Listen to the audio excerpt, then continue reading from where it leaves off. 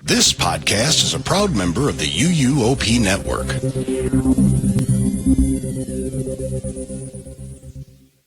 Are you ready to go the distance with Trisha's Disney pick? Or will Melinda deliver a Jurassic-sized knockout punch with her Universal choice on this episode of Theme Park Throwdown?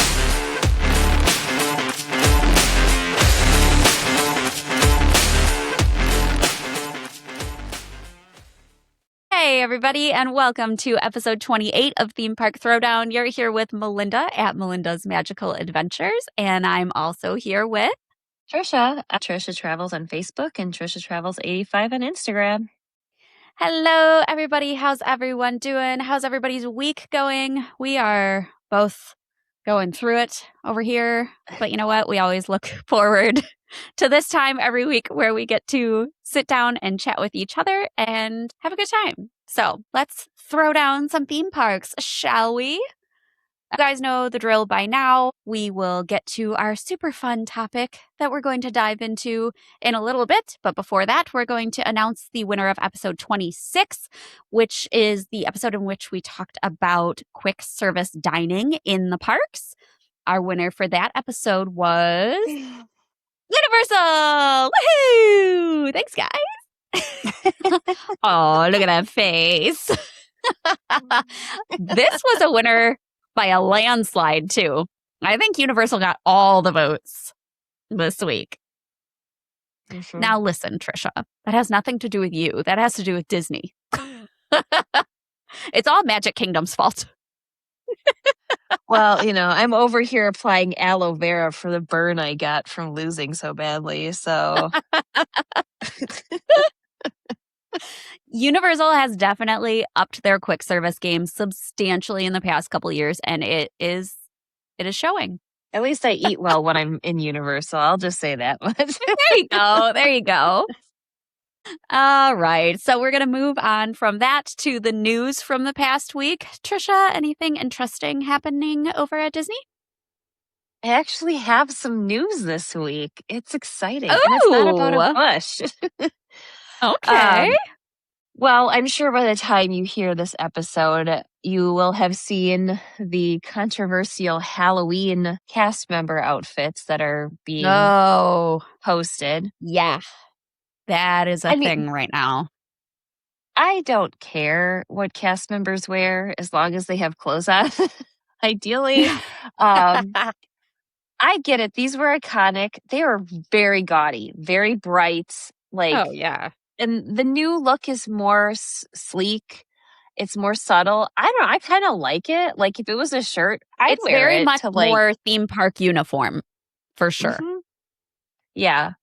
So I can't say anything bad about it. If it helps the cast members feel more comfortable, they're not in like 60,000 layers of fabric when it's like 90 degrees and you're right. Yeah. Right. So, but on top of that scandal, you may have briefly saw that Muppets released 2 drinks, a lemonade and a limeade, that came in beakers outside of the Rock and Roller Coaster location. They were promptly pulled the same day that they went on sale. Why? There's no... I saw the announcement about them. They put a post up on Instagram or something, pictures of them. Maybe they didn't charge enough, so they had to put new signage up. I don't know. I do have a friend that was there that day. He got one and he took a picture of it. Oh. So if you were lucky enough in those few hours to snag one of those beakers, those might be the only time we see them. Who knows? So crazy. Interesting. Something must have happened there. Yeah. Lots of scandals lately. Know. Less scandalous is that the Six Ravens soft opening has occurred. This would be the savory version of Gideon's in Disney Springs. And I actually pulled up the menu because I was unaware of like what they were offering. So for about well, for like $11, dip included. They have a cheeseburger, they have a pesto, something or other. They're little coffins. So I saw pictures. They almost look like Mhm. Hot Pockets. Um, Mhm. so kind of Yeah, more of yeah. like a What are they filled with? pastry. What am I? Yeah, it's like a pastry bread filled with. Is it mac and cheese? Is it a bread filled with mac and cheese? Because I That is swear there's that is an somewhere else option. that has something like that. Yes, This but sounds oddly familiar.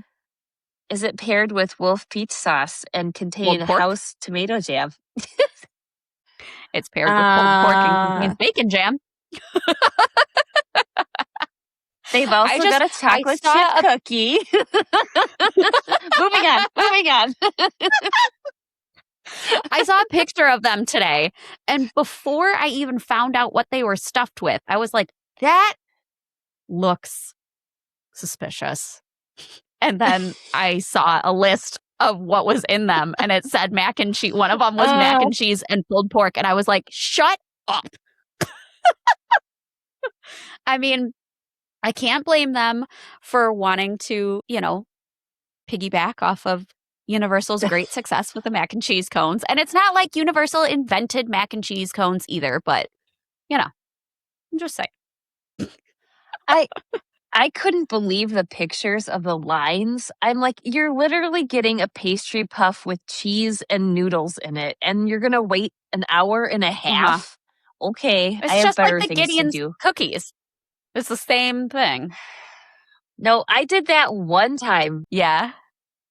That was Is it. it worth it in your opinion? I've never had a Gideon's cookie, so I don't know, because I've never No. wanted to wait in the line. So, no? I think they're awful, honestly. I've Oh. tried their cake. Their cake is okay. Their peanut butter cold brew is really good, but their Oh, cookies yeah, I want that. their cookies are gross. Like, I'll take all of this, like, bring the heat on, folks. They are so thick that they taste underbaked. Like, you know how you eat when you eat a Oh, see, baked I good like and that. it still has like floury, like it tastes like Oh, raw, yeah. but it's baked all the way through. It's just Okay. raw. Like, I'm not gonna Okay. eat a cookie that tastes like flour. I don't want to. Yeah. And I'm Yeah. not gonna then pay $8 for crappy tasting And stand in flour. a line for Sorry. 45 minutes. Right. Right. No, No, that I makes don't want sense. to do that. Plus, if And you have a they're- vehicle, you go off site. You can pay less Yeah. at the original Gideon's location, which isn't that far away, and there's no wait. Yeah. It's not worth it. I have heard that for sure. Well, and I'm now wondering if the line at Six Ravens is now just a temporary thing because it's new and everybody wants to try it, or if Yeah, it's I'm going guessing. to continue like it does at Gideon's. I don't know why I thought that this was going to be a full service restaurant. I thought so too. Yeah, so when I saw But literally okay. until today, when I saw the menu items drop, and I was like, that's not full service. So that was a shocker to me. Yeah. I will say the one thing, and to me, I feel like this would have been a better place in a park because it's a handheld and you Agree. can walk around and eat it Yes. pretty easily. Like, why would Yes. you put that in Disney Springs? I don't know, whatever. That's just me. Yeah. So, No, I totally agree with you. You're right. anywho. All right. And my last Moving bit on. of news, because we are headed into the, I know it seems like a million miles away, but we are actually headed into the Halloween season relatively quickly. So This month, people. This month. it's true. It's true. So Not there's been excited a at lot all. of news about about Mickey's Not So Scary. They have currently teased a couple of magic shots with silhouettes. And who knows, by the time you guys hear this, we may have more information. But it looks to be Hades and Maleficent are going to be in some sort of magic shot. I know, I'm really love excited. Hades. I got to do the Maleficent like pass holder magic shot. Like, oh my gosh, they give you her staff. I was like, I'll have to post a that's picture of this cool. because it was. I Yeah. laid heavy into the Maleficent, my inner Maleficent. It was great. But That's also, they awesome. just released the character meet and greets, and Yes, we have Mickey and Minnie. Yes, they're in their new costumes because I feel like every year they get a costume change. Yes, Jack Skellington and Yeah. Sally are going to be there. Yes, it's going to be a 4-hour wait for them. No, I'm not waiting. But I will go grab some rum spiced beverage and head over to Adventureland to watch Jack Sparrow during his, Captain Jack Sparrow during his Buccaneer Bash. That is a new addition to the party this year. I'm a little sad because last year I went to this party. I was dressed as an acorn, and my daughter and her friend were Chip and Dale. And now Chip and Dale are going to be at the party this year. And I'm like, dang it. We missed it by a year. Yes. So those are just a couple of new guests that will be joining the parties for the season. So, like I said, more than just a bush. Yeah, you actually had some news this week, and that's good because I really don't have much of anything from Universal. Now that we've gotten What? through all of the HHN announcements and things like that, there's not much coming from Universal this week. So the few things that we do have, the Fast and Furious track is complete in Orlando, which is crazy. I know we said this last week, but what the heck? So Full Crazy. Coaster is up. It is. You can see the entire layout. And so they are just trekking along. They have soft opened and are doing technical rehearsals in Universal Studios Hollywood. All the reviews that I see coming from people who have ridden the roller coaster and like all the videos that I've watched and POVs and things like that, this thing looks incredible. I cannot wait to ride this ride. It is just so awesome. It looks so different because of the way that the cars spin. And I really can't wait for it. In Hollywood, they are looking at like 3 or 4 hour waits every day for this roller coaster, but they do have single rider lines available and express pass lines available. So, it's Hollywood doesn't have as much to offer in terms of like the number of rides. So you are going to see That's those longer true. lines because a lot of people that are there in the park are there for Fast and Furious right now. So I'm not at all surprised with that. I'm actually a little surprised that the lines aren't a little bit longer than that, but I'm so excited for it. I was going to ask if you think when our version in Orlando is done, if the lines are going to impact the front of the park or if it's set back far enough that we won't have issues. So the load station is going to be back like all the way down the street in the New York area, past like the Ghostbusters firehouse. So it's not going to be where Rip Ride Rocket was. They're transitioning Okay. to have the entrance be in the back of the park. And so what I'm really interested in is to see how they do Halloween Horror Nights this year, because Oh, yeah. the sound stages that several of the houses, usually like the big IP houses, those are sound stages that are right there. And so it's going to be very interesting this year to see where they route lines and queues for those Yeah. houses. It's all up in that space. So we'll see. And I'm wondering if that's why they were pushing to get that track done so quickly so that it could be done and all of that construction equipment and stuff like that could be out of there before HHN started. And then they're Oh, just that's really true. working on Yeah. that, like the load station and everything like that. So, obviously, I really don't know what I'm talking about when it comes to the building of an attraction, but that's Well, you're that's just selling my me, thoughts. so I'm like, yeah, that sounds Yeah. right. Yeah, I don't know. I'm guessing. I mean, they made it work last year because last year, Yeah. Oh, yeah. Rip Ride Rocket had already been closed at that point, and they were already working on the teardown of it during HHN Oh, last yeah. year, and they still made it work. So That's I don't know. crazy in a We'll year. see how that goes. It'll In be a interesting. year. I know. Huh. I know. They completely tore it down and built a new one back up in a year. Less than a year. So It took Tron 500 times longer, literally. Yep. Oh, golly, that's hilarious. And there's your winner right there. Anyway, Yeah. Anyways, moving on. We have so much HHN going on in the parks right now. We are seeing food booths pop up for all the different big IP booths. Usually every IP will have its own food stand, and we have seen Stranger Things, Sinners, the Does Ozzy? Jack and Will Ozzy have Oddfellow are one? each going to have their Oh, own yeah. booth. They will have one because they'll do one for all of them.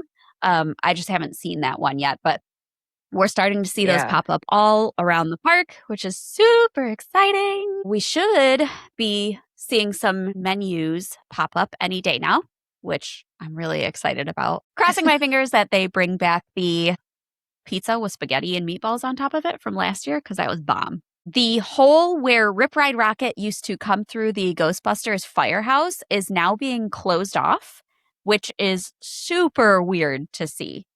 There were like struts and things like that up in it the other day that you could see, and I'm sure they're going to completely close off the hole in the days to come. And I mean, that has been there forever. So having what?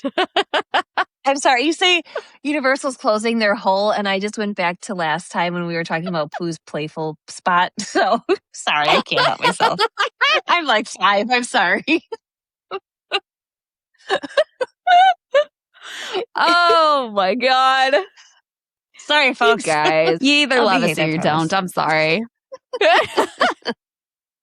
Anyways, that is super strange to see. And I guess that means they're not doing anything with that building. It's just going to be there and be like a closed facade now, which is odd. So there's that. Yeah, weird. Last little bit is that they're slowly but surely replacing the guns on some of the Men in Black carts. We were hoping that this was going to happen during the multi-month refurb that they had a while ago. Didn't happen then. Yeah. Now all of a sudden without any closures, it's happening. It seems, as far as I've seen, that there are new guns on 2 of the cars so far, and they are both on the green side. They Wow. have green lasers, so that's, yeah. They have green lasers, so that's one way that you'll be able to tell whether you have a new gun or not. I don't know what the actual, like, gun itself, they don't call them guns. They're lasers, zappers, whatever they call them. But apparently these are way more accurate, and it's way easier to score points, which is now pissing people off. And it's like, can you just be happy? You can't complain that the guns are inaccurate and nothing ever works and the aim is off and points don't accrue correctly and blah, blah, blah. And then when they finally replace the guns, you say, oh, now it's too easy and everybody scores too many points. Like, can we just be happy? Can we just be happy with something? I'm part of the, like, there's a Facebook group for people that love the Men in Black ride that is like the 900,000 club or something like that for people who people share like tips and tricks and things like that to get to that 999,999 score, which is the highest score you can get on Men in Black. And people are complaining that, like, oh, I see everybody in the cart getting over 700,000 now if they've got the green lasers. And it's not fair to everybody else and blah, blah, blah. And it's just like, shut up. Come on. Like, at least they're trying to improve it. It's something that people have been myself included, have been complaining about for years because those old guns are awful. So just accept it and move on. But there's that. Like, I don't, same way with like Toy Story Midway Mania. I never expect to do like well on those, but it's a lot more fun when you know what you're shooting at, you know? Yeah. And when you have those little red dots and everybody, and it's like, which one is mine? Like, yeah. Half the time the gun doesn't work at all. And it's, yes. And like, I have taken pride in how much I've been able to improve my score, especially over the past couple years, because I used to be one of the people who would get like 30,000. I was god awful until I realized that you don't have to pull the trigger every time. You can hold the trigger down the whole time. Makes a really big difference. But now I think my top score is like 630,000 something. And so I'm very proud of that. But I'm just happy that they're making improvements to the ride because I love that ride and it's fun. So everybody just ride it and shut up and be happy. Meanwhile, my strategy is hold the trigger down and I just do this like the whole. I don't know. I'm like, There you go. I mean, you might as well. I don't know what I'm doing. So if I hit a target, I'm That's like, all right. woohoo! There you go. See, and then you have fun, and that's all that matters. Not everything has to be a competition. All right, let's finally move on to our actual topic for tonight. We are going to talk about some of our favorite extinct attractions in the parks. We have lost some, I know, we've lost some good ones over the years, and some have had great replacements, and some not so much. So we're going to get into that. Trisha, what do you miss most about Disney? All right, well, I'm just going to break it and say I cheated on this episode. So sorry. Not sorry. What's new? What's new? Yeah, I know. At least I'm embracing it this time. Before I would just be like, isn't that the rule? Anyway, okay. So I need you guys to hear me out. Even if you don't have kids, there was an aesthetic of the playgrounds in the parks that we do not have anymore. And I actually brought this up with my husband when I was brainstorming what I wanted to talk about. He's like, to be honest, I wouldn't pay $200 for a ticket just to have my kid go down a slide for an hour and a half. And I'm like, okay, fine, fair. It's a But fair argument. these were such well done playgrounds, and they were like incorporated for adults as well. It's one of the reasons why I really like Camp Jurassic. Oh, I was just 'cause going to adults say that. can It's so beautiful. utilize that space. Yeah, it's a great. Mhm. It's like an attraction in itself, and I think that some people were like, "No, it's a playground," but there's so much more. So anyway. Yeah. Which playgrounds am I talking about? Well, most recently, we've lost the Boneyard Playground over at Animal Kingdom in Dinoland, which is RIP, no longer in existence. Yeah. It was an opening day attraction on April 22nd, 1998. And essentially, it was designed as a dig site for the Dino Institute, which if you ever rode Dinosaur, you would know what the Dino Institute is. They talk about it in the pre-show. I never actually got to go through this. We let our daughter go like in the lower level when she was much younger, but then when we went back, she just didn't have the level of interest in this particular playground. But you can look for specimens. They have all sorts of different kinds of dinosaurs. They'll have like tunnels that are meant for like sucking up dirt into like slides. So they make it look like equipment that was actual playground material. But you can find a T-Rex. There's another area where there were 2 Triceratops that look like they were locked in combat when they died. And then there was a mammoth that was actually buried in a sandbox. I know, super sanitary. And you had to like dig away to like find this mammoth. Okay. That's cool Now- for kids, though. It goes beyond that. Okay. This is the level of detail that Disney has. They would play a pirate radio station in this area called K-Dino, and you could listen to the 2 hosts, Digger and Bonehead, which I thought was hilarious. They were 2 Dino Institute interns that would play science music and dinosaur themed music. I don't know what science music. All that's coming to my mind is like Weird Al. So, but anyway, Okay. I'm thinking like I mean, Bill like- Nye the Science Guy theme song. there you go. Maybe that's all it is Bill Nye on repeat over. Yeah. That which would make sense because his Bill. voice was in. Yeah, right. Yeah. That's the pump up song for children. Anyway, so it was just a really cool themed area. The second playground that I want to mention opened in 1973, and this was Tom Sawyer's Island. And I would consider this a massive playground.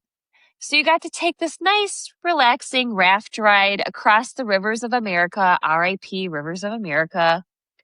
And when you docked, you could either go to the left or yeah, that's right. I can tell my left from my right. Good Lord.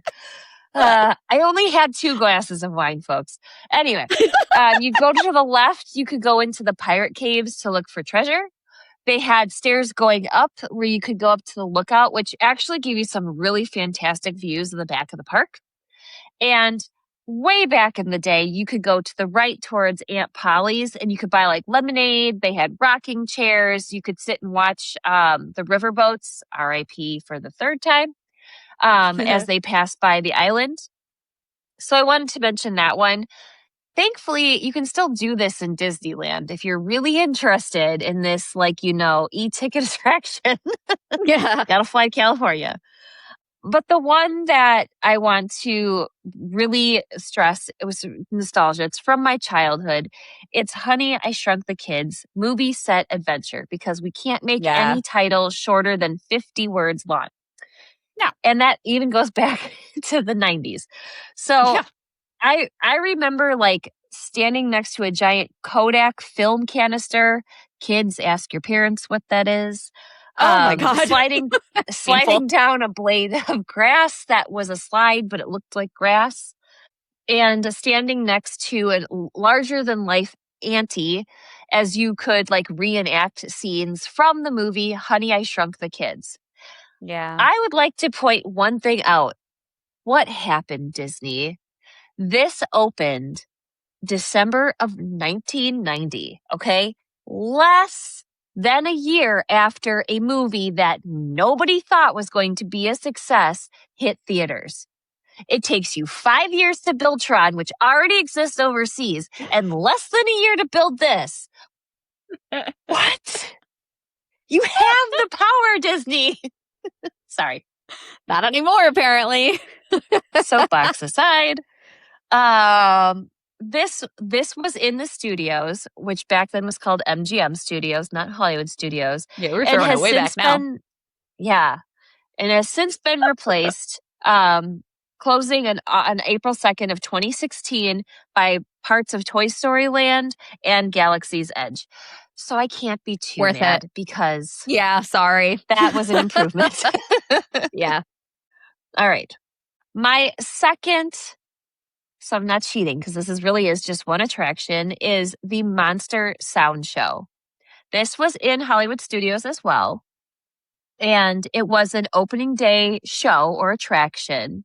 And if you know where the Mickey Shorts Theater is, it was in that same space. That's where what started there.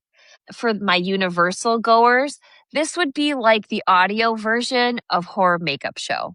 You would go in, you'd sit down, you get some nice plush chairs, air conditioning, so that's always a bonus.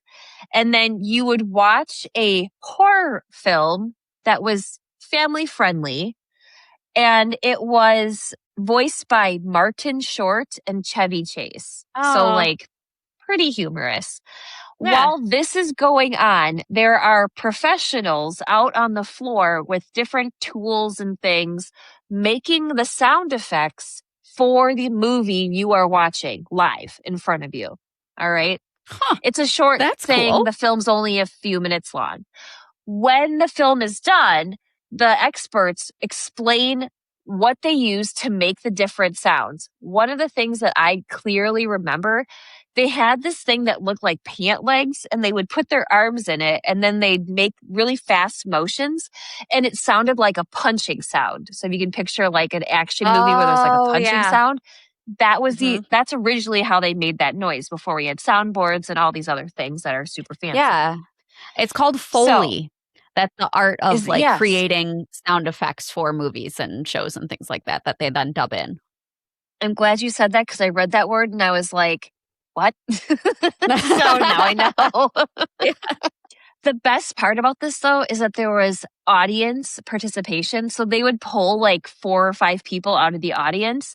They would replay the clip, and then the audience members would then take the place of the experts. And it was hilarious because nobody ever did it right. Nobody ever timed it correctly. And it was just really funny to see what happened when you left inexperienced people, you know, in charge of making these sound effects. Yeah. Sadly, they had to go and ruin it in April of 1999, and they updated it to something that was called Sounds Dangerous. This featured Drew Carey as a detective, in a fake show called Undercover Lies.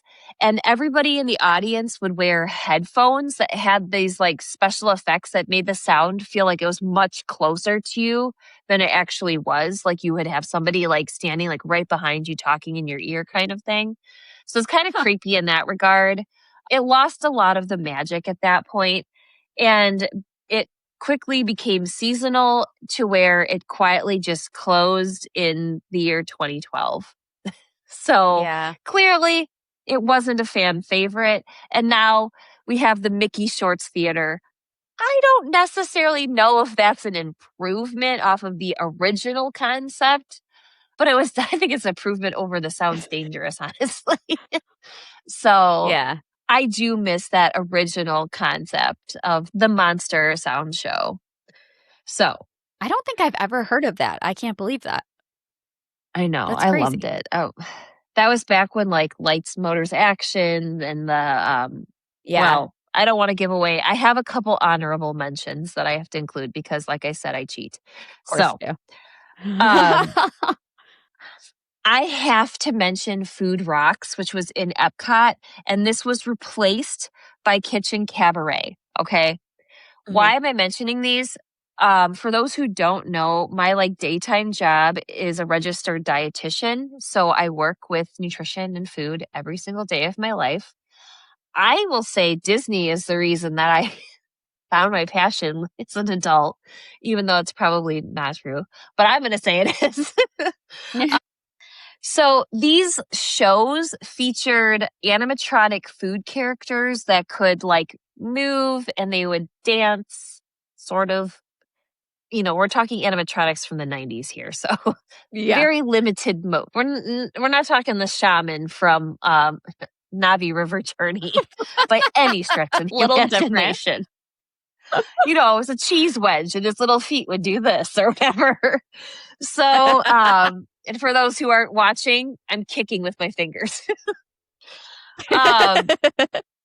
They basically what they were trying to do is promote like eating well and balanced. They would they'd make parodies of songs that were like famous songs and they'd replace it with food information.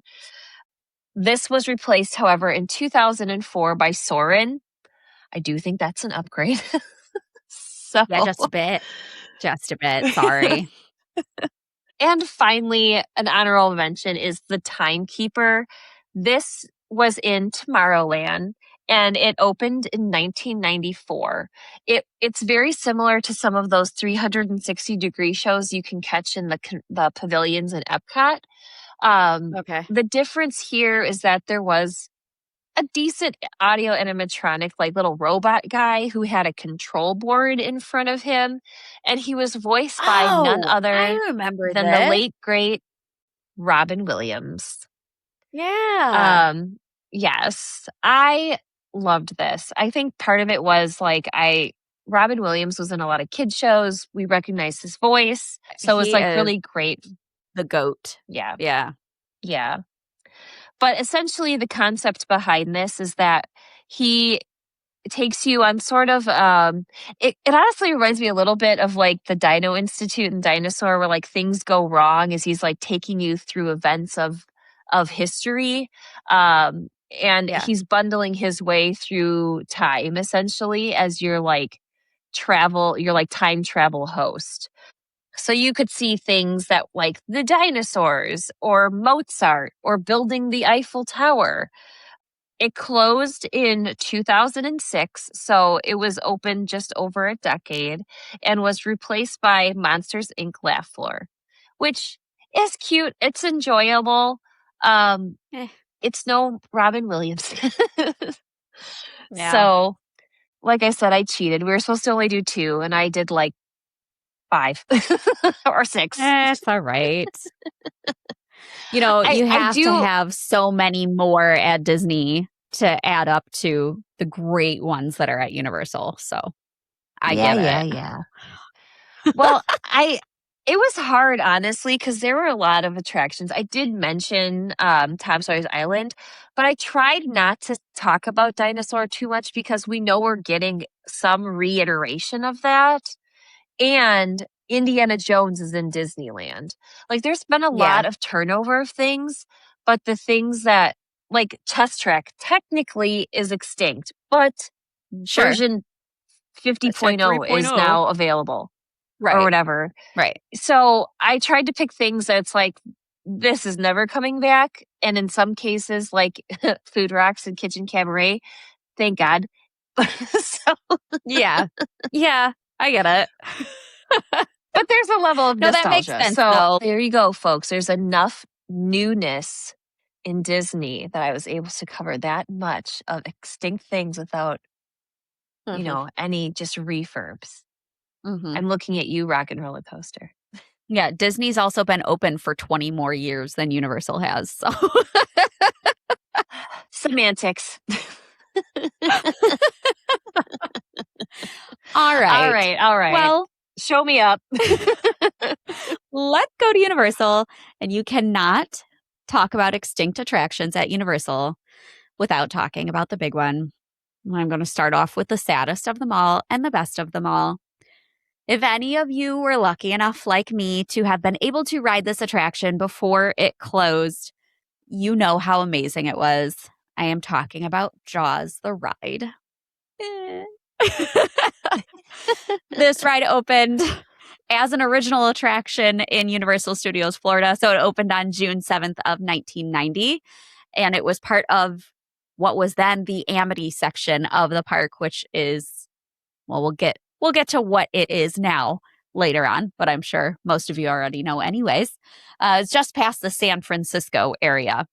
This ride took you on a leisurely boat ride with Captain Jake's Amity Boat Tours. They wore uniforms. Look at that. Like this. Nice. As soon as they put this shirt up as like merchandise in the parks, I called the merchandise line. I was like, I need that shirt right now. But Express it took delivery. you with a skipper guiding you along. And of course, as on many other rides at Universal, things take a turn for the worse and something goes wrong and we have to get out and save ourselves and everybody else. But you see a sinking boat and there are apparently no survivors. And then you see the big Bruce himself and spend the rest of the ride trying to escape before he takes the boat down with the help of our brave skipper. The skippers were truly the best part about this ride.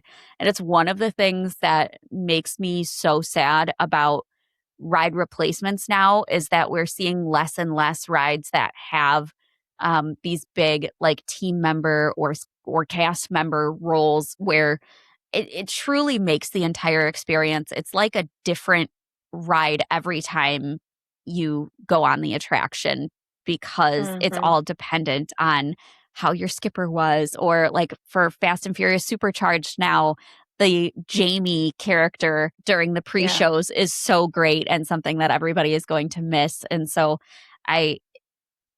it's one of the best things about the like nostalgia factor that the parks, it makes me sad. Yeah. But anyways, this ride went through 2 different iterations. It actually was only open for 2 months when it first debuted, when the park first opened, because it had so many issues and so many mechanical problems. It was very intermittent. They were having to evacuate people off of it like every day. So they eventually just shut the ride down after 2 months. And they actually ended up Universal sued the manufacturer of the original iteration of the ride for neglect in the design of the ride itself. So wow. It was a big deal. And they won the lawsuit as far as I know. So it was a big deal. But the second iteration debuted in 1993. Things were much smoother. Some of the elements of the ride were much different, but it was able to be maintained and to work on a much more constant and consistent basis. The ride completely closed on January 2nd of 2012, and it is now home to Diagon Alley, which I do think is a worthy replacement. We have gotten a huge space. This ride took up a massive footprint in the middle of the Yeah. park. So it was a huge space that was opened up that they were able to bring in the London waterfront and the Hogwarts Express and then Diagon Alley itself and Gringotts. And we even have room for expansion now if that's necessary, or if that's, that may happen sometime down the line. So, I can't be too salty about it, I guess, because I do absolutely love Diagon Alley. It is probably one of my favorite areas in any of the parks right now, but I will always miss Jaws. You can see nods to Jaws in Diagon Alley. They have certain things in different windows. You can also see Bruce the Shark still hanging near Chez Alcatraz in the San Francisco area. And we have seen the past 2 summers overlays for different Jaws things in the San Francisco area itself. Right now, it's Richter Burgers and the San Francisco Candy Company are all Jaws themed. So we can cross our fingers and hope that whatever replaces Fast and Furious Supercharged maybe incorporates that in some way, shape, or form. But that remains to be seen. We've covered that before. We're beating a dead horse. There's that. If you really, really need a dose of Jaws, you can either go to Universal Studios Hollywood and take the tram tour, where they have just a small little section of the tram tour that is Jaws themed and does feature Bruce the Shark trying to attack the tram. Or you can head all the way over to, Universal Studios Japan, where they have a full Jaws ride that is still in operation. So I would like to do that at some point in the future. But, not on the agenda as of right now. So Fair.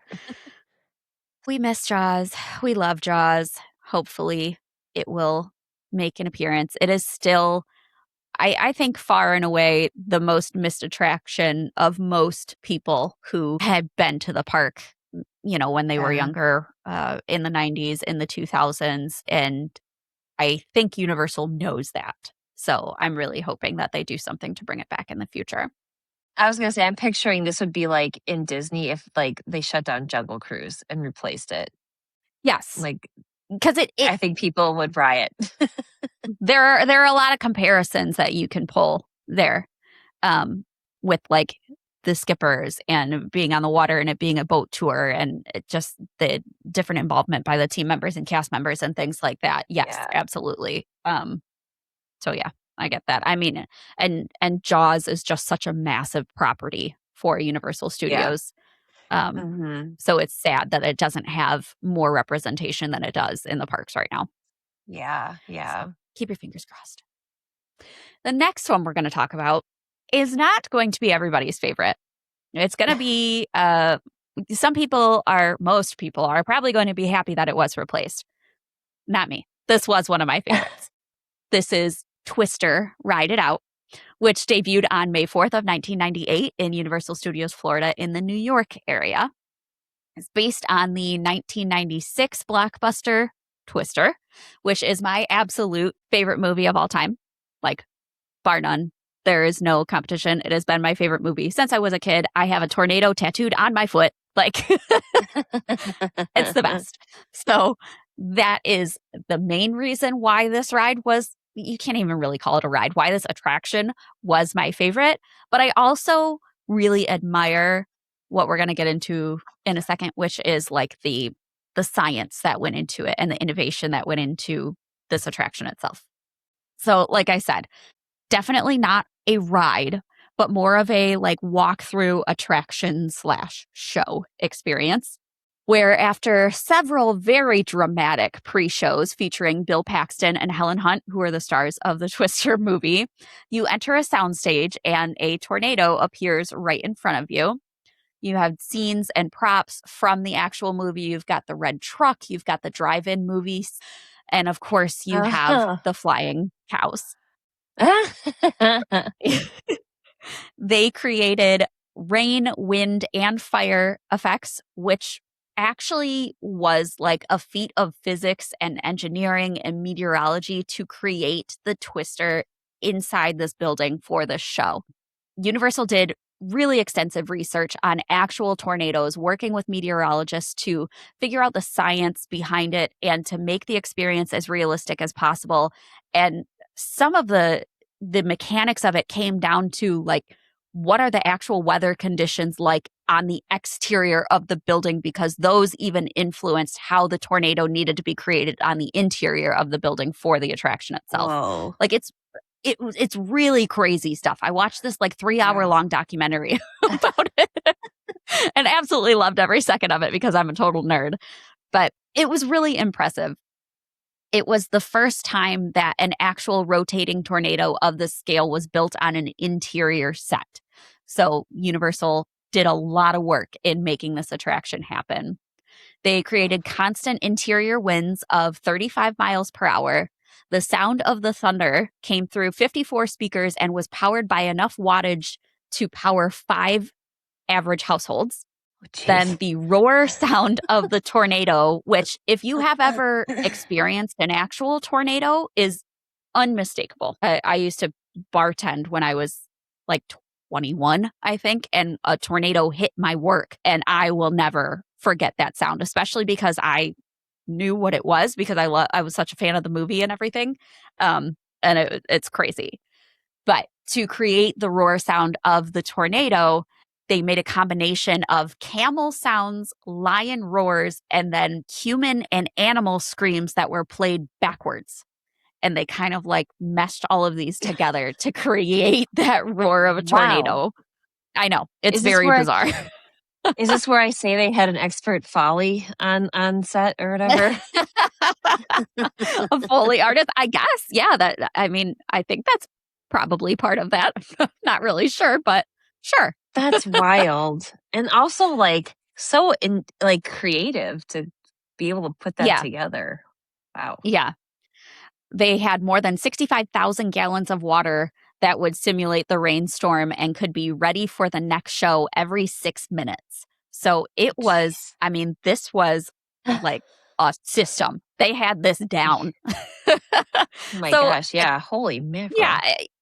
That's just another reason why I love it so much is because I really appreciate all of that work and the science that went into it. That's the nerd in me coming out that there's just so much that most guests don't know when they ride a ride and think it's just so easy for companies to put this stuff together. And it's like, no, there's so much work and research and effort and time and money that goes into it. And I absolutely nerd out about all of that. So, the last element, what? The saddest part about that attraction, I never got to experience it personally, but I watched video on YouTube. It does not do it justice. No, not at all. So it looks terrible being there. Yeah, with the way you were like talking about it, I was like, I didn't pick up on like half of that stuff in the video. And it's like, that's so fascinating. Yeah, and the queue was so cool, like with the different, I could go on forever about it, and I'm going to stop myself because I absolutely will. You can tell how much I love it. The last element at the end of the show, and this is another thing that you'll never be able to tell from videos, is that when you're watching the show, you're standing on what looks like a porch outside of a house. You've got an awning above you, you've got a railing in front of you. And so everybody kind of pushes up to the railing and stands there. And at the very end of the attraction, when you think everything is done, the porch drops. The whole floor beneath you drops. And it was very quick and it was a very short drop. It's not like you're restrained or anything. So it's not like they could drop you feet. It was probably just an inch or two, but you felt it and it scared the crap out of people. And it was so funny to go on this attraction with people that had never done it before. You guys have heard me say that before. That's one of my favorite things to do is experience rides with people who are unfamiliar and watch their reactions to stuff like that. But it was absolutely hysterical and was just like a great last laugh to the whole experience. This closed on November 2nd of 2015, unfortunately, and is replaced by Jimmy Fallon's Race Through New York. In my opinion, not a worthy replacement by any stretch of the imagination. I know a lot of people are going to argue with me on that. I don't care. They still have some little nods to Twister on the window displays outside of the Jimmy Fallon building. They have Bill Paxton's light blue shirt that he is wearing during the pre-show videos hanging up, there's a stapler that says Bill Paxton on it, and there is an ad for a Twister Cola. So RIP to both Bill Paxton and this amazing attraction that will always be in my heart. And I'm just so glad that I got to ride it as many times as I did before it closed, because I think being as big of a Twister fan as I am, if I had never gotten to ride this before it closed, I'd be devastated. So Yeah. I'm glad at least that I know what it once was. I'm going to throw in an honorable mention since you did. And I'm going to say Poseidon's Fury. This is not like the best by any stretch of the imagination, but it was just something cool and different. I'm always going to remember the infamous water tunnel, and I just love like the mythological theme. I love Greek mythology and the stories that go along with it. So it's just something fun and different. And again, was one of the attractions that had a very heavy team member lead, and was just so much fun and made every experience different. I was actually lucky enough to be in the park and be able to ride this attraction on its last day. It closed on May 9th of 2023. And so I got to walk through it that day and see how much love it truly got from people, because obviously that's when people show up in droves to kind of pay homage to the attractions on their last day, and people were dressed up. I saw, if any of you are familiar with the Pew 2 on YouTube, Tyler from the Pew 2 was dressed up as Poseidon. It was hysterical. He's carrying this giant trident, and I stopped and talked to him for a few minutes. It was amazing. Just awesome. And so it was really, that's the only time I've ever been able to experience an attraction on its last day, and just that energy around it was really cool. So I have to give a little nod to Poseidon's Fury too. That is now completely gone. The building is gone. Everything is gone. Goodbye. Yeah. I did get to do this attraction. I did it with my daughter, and I only got to do it one time. So I feel like every time we were there, it was closed or which that was it was a weird attraction, because didn't they close it and refurb it and then opened it for a few more months, and then they completely shut it down. And it was just very odd how that all went down. But we were able to go on it once, my daughter and she was older too. She was probably what do you say, this close in 2023. So she would have been, yeah, she would have been 9-10 years old. And I just remember we go in, and it's you're going to these kind of caves or whatever. She is got her arms, and this is a girl who does Hulk and everything and laughs. She's got her arms vice gripped around me, and she's just I'm losing circulation in my hand because she doesn't know what's going to happen. And I'm just well, I hadn't seen any videos. I'm I don't really know what's going to happen. I know it's not a roller coaster or anything like that. I think that's the difference too with stuff like that and Twister. If you go on a roller coaster, you know what to expect with a roller coaster. Yeah, you don't know all the aspects of it. Yeah, you don't know how you're going to feel, but you kind of have a baseline. With something like a walkthrough attraction or an attraction where you're just standing there, you have no clue. Yeah. I think that's part of the fun of it. Yeah, and it was really kind of fun doing this new experience with her. We don't get to do too many new experiences now. And so I just remember that the water tunnel, I do have to say the film part in that one large room where Zeus is having a battle. It showed its age. A little rough. A little rough. But it was still it was just really neat to travel. I understand too, you're traveling through these different spaces. These are large spaces. I understand they want to utilize that for something different. Yeah. Let's just hope it's not another Jimmy Fallon. Please. I did want to ask one question, Melinda, putting you on the spot.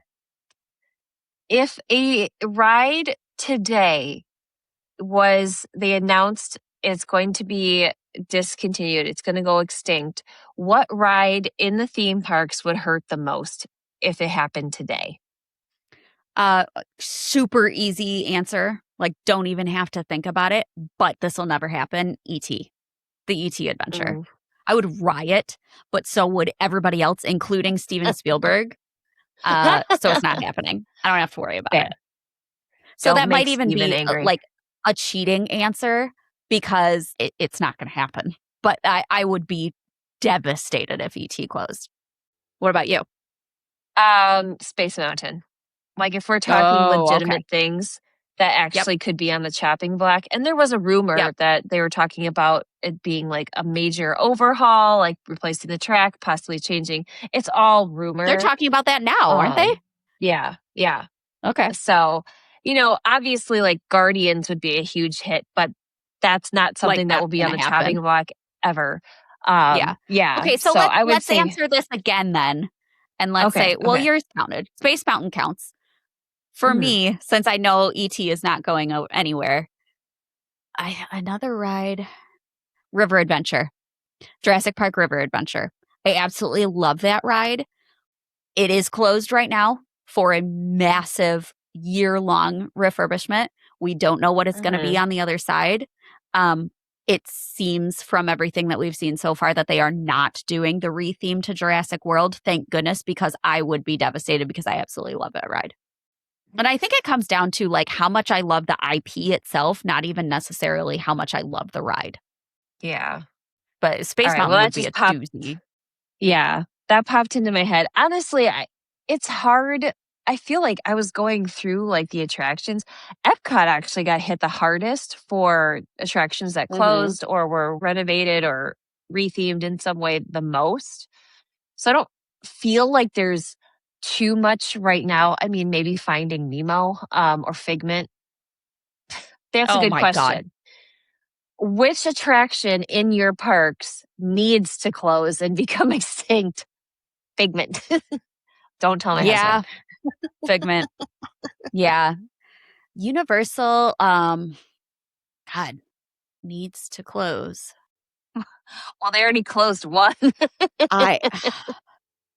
I mean, I can definitely tell you ones that need a massive refurb, like Cat in the Hat, but I would be devastated if they took away Cat in the Hat. They just need to redo it because now it looks like an LSD nightmare. What about the Simpsons ride? Oh, please get rid of the Simpsons ride. Please go away. I can't ride that ride because it makes me so sick. I haven't ridden that ride in 8 years, I think, because it literally will just ruin me for the rest of the day. Yeah. I enjoy the comedy of it, actually. I think it's funny, and I would like to be able to ride it every once in a while, but it's not worth it for me. So yeah. So we want to hear from you, how you thought we did, if we missed anything. What are your thoughts on these last two impromptu questions? What attractions do you worry could be on the chopping block next for your favorite theme park? Or which ones do you wish had been on the chopping block and are still holding on for dear life? Let us know. And have a great week, and we'll see you next time. Bye. Bye, guys.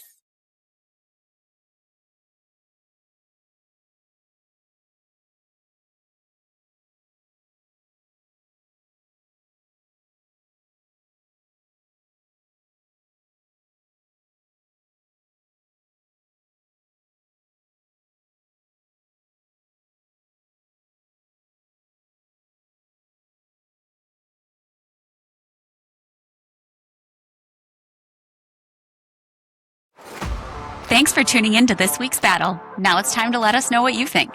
Vote in our Who Won weekly poll on Instagram and Facebook. You can find us at Theme Park Throwdown everywhere. You can also watch video recordings of all of our episodes on our YouTube channel. Just search Theme Park Throwdown. If you're planning your next vacation, we're here to help. Go to portkeyvacations.com and fill out a quote request form, and be sure to request either Melinda or Trisha to be your advisor. Finally, make sure you check out our family of podcasts on the UUOP network.